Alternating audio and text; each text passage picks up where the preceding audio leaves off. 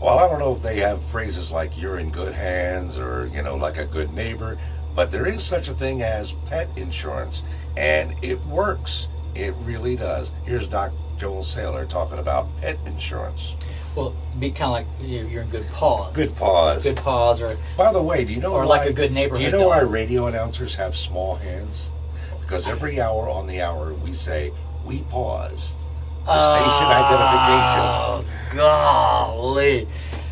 Anyway, on that note, we pause. Anyway, okay.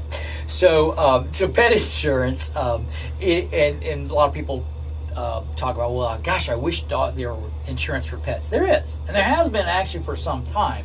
The only problem is the earlier attempts, in my opinion, have not been really that good and that slick.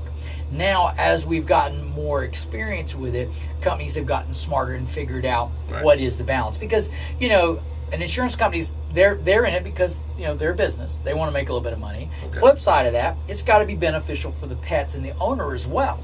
And so finding that balance up until probably in the last few years has been a little difficult. Okay, and so now basically they've kind of gotten things a little more balanced. I think one of the biggest shortcomings of pet insurance is that owners think of it in terms of human medical insurance.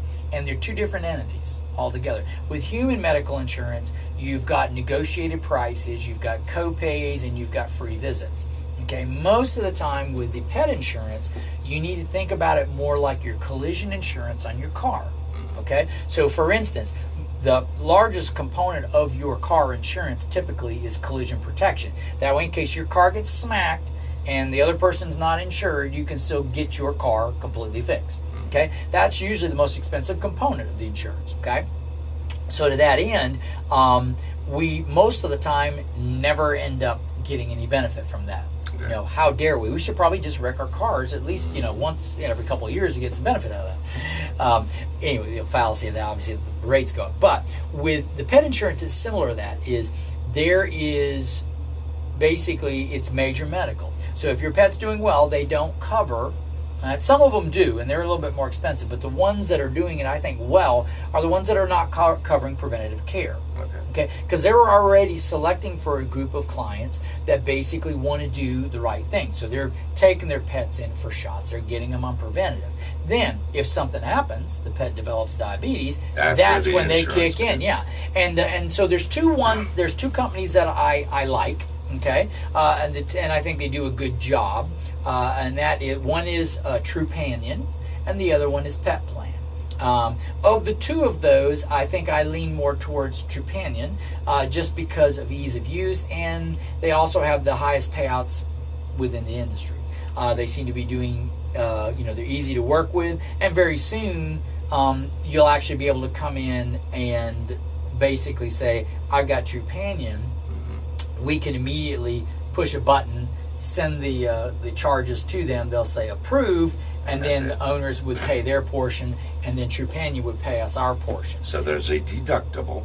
There's a deductible, insurance, and that deductible is usually set by you. So if you say I want a $0 deductible or I want $1,000 deductible, you can set that. And that'll depend upon how high or how low. That'll affect your premium, right? Okay. And so then after that, usually like with Trupanion, it's 90-10. So you pay 10%.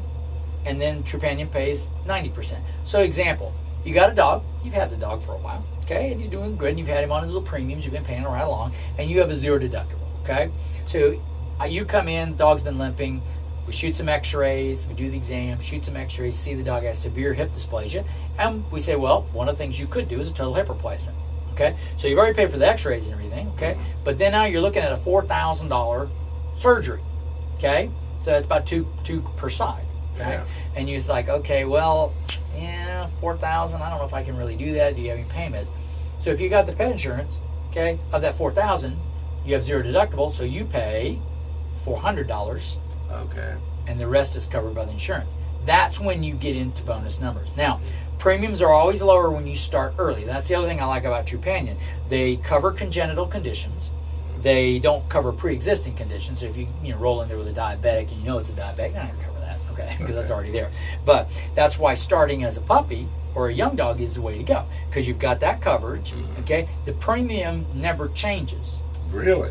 Okay, now unless you change zip codes. If you move from Stark to New York City, yeah, your premium's going to change. But if you move from Stark from one place to another place in Stark, your premium's not going to change because the cost of business is not different. But basically, so that premium rate stays the same. The only changes that they have is usual cost of living inflation increases, but they're not going to jack your rate up simply because your dog went from 7 to 10.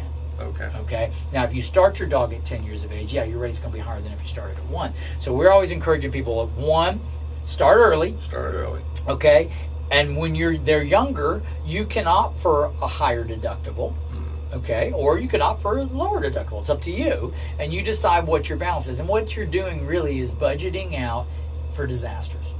Okay, and it's just like that collision insurance. And I can tell you one of the biggest things that prevents us from getting care to a pet is finances. Absolutely. And and it breaks owners' hearts, and it breaks our hearts too, because we're there ready to do. And sometimes it just can't happen. And so that's one of those things to look into. Trupanion is one of them, and the Pet Plan's the other. Go online, check them out. If you have any questions, ask your veterinarian. A lot of times now we're carrying brochures on that, and just check it out. Sounds good. We'll be back right after this.